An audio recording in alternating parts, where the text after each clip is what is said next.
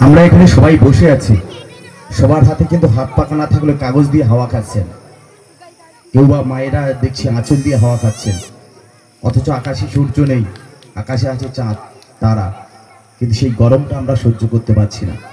আগামী দিনে এই তাপপ্রবাহ এত চলবে যেটা আমাদের সহ্য সীমার বাইরে হয়ে যাবে।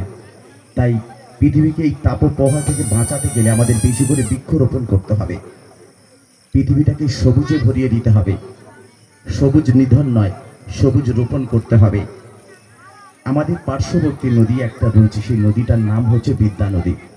বিদ্যা নদীর দু ধার দিয়ে অসংখ্য লবণাক্ত গাছ রয়েছে, ঘিউ, কোরান, কেওড়া, এইরকম বহু গাছ রয়েছে। সেই গাছগুলো গ্রামের অনেক মায়েরা কিন্তু ভেঙে নষ্ট করে এবং ছাগল কিংবা গরু ছাড়িয়ে সেগুলো খাইয়ে নষ্ট করে দেয়। এগুলো নষ্ট করবেন না, কারণ এই গাছগুলো বড় জলোচ্ছ্বাস থেকে আমাদের বাঁচায়। আমরা দেখেছি আয়লা, দেখেছি আমফান, দেখেছি ইয়াস, দেখেছি আমাদের সর্বশান্ত হয়েছে।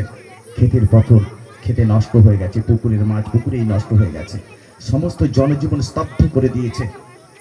এক মুঠো খাবারের জন্য আমরা হাহাকার করেছি, চিৎকার করেছি, চিকিৎসার ব্যবস্থাটুকু ঠিকঠাক আমরা পৌঁছে দিতে পারিনি সবার কাছে। তাই বৃক্ষরোপণ নয়, বৃক্ষ ধ্বংস নয়, বেশি করে সকলকে বৃক্ষরোপণ করতে হবে। আরও একটা কথা না বললে নয়, আমাদের জন্মের সঙ্গে, আমাদের কোনো শিশু যদি জন্মায় তার জন্মের সঙ্গে সঙ্গে ন্যূনতম 5টা বৃক্ষরোপণ করতে হবে।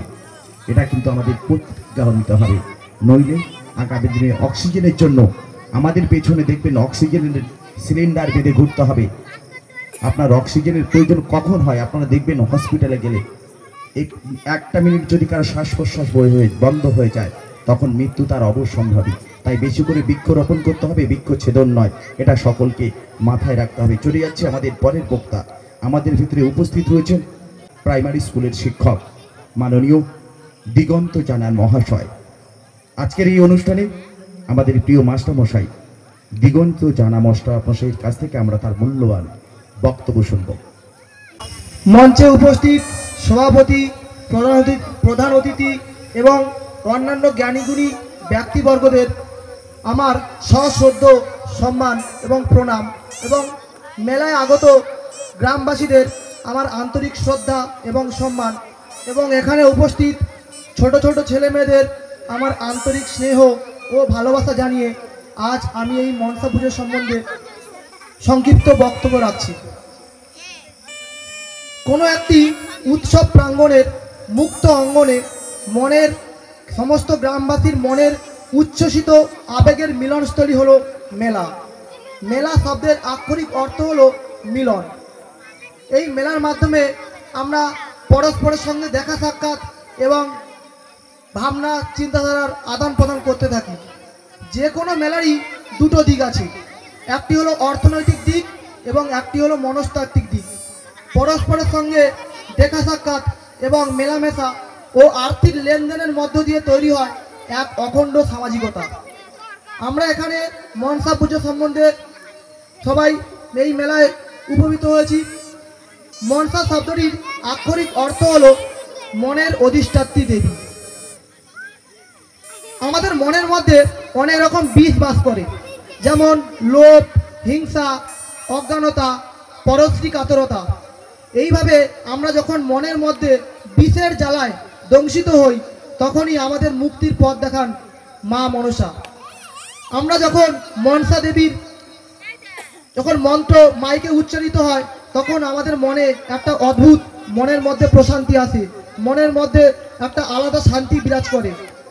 আমরা রাজাপুর মনসা মেলায় এসেছি এবং এখানে আমরা দেখতে পেয়েছি যে জাত পাত, ধর্ম, ধনী দরিদ্র, রাজনৈতিক দলাদলি, সাম্প্রদায়িক বিভেদ সমস্ত ভুলে আমরা এখানে পূজার কটা দিন মিলেমিশে আনন্দে আত্মহারা হয়ে গেছি।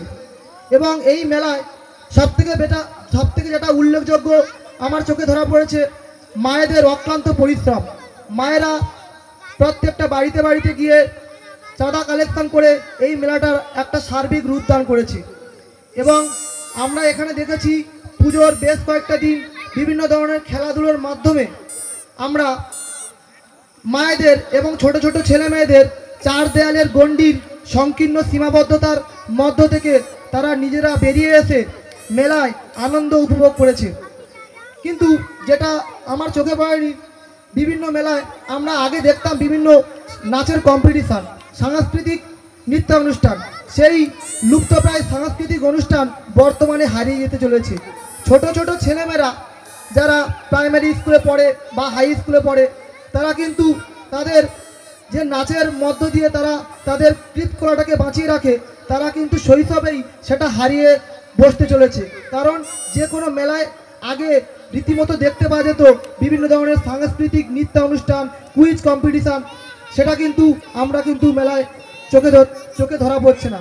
তাই জন্য যেটা করা দরকার, যে আবার সেই লুপ্তপ্রায় সাংস্কৃতিক অনুষ্ঠান অর্থাৎ নাচের কম্পিটিশান আবার ছেলে মেয়েদের মধ্যে পুনরায় জাগিয়ে তুলুক এই মেলার মাধ্যমে।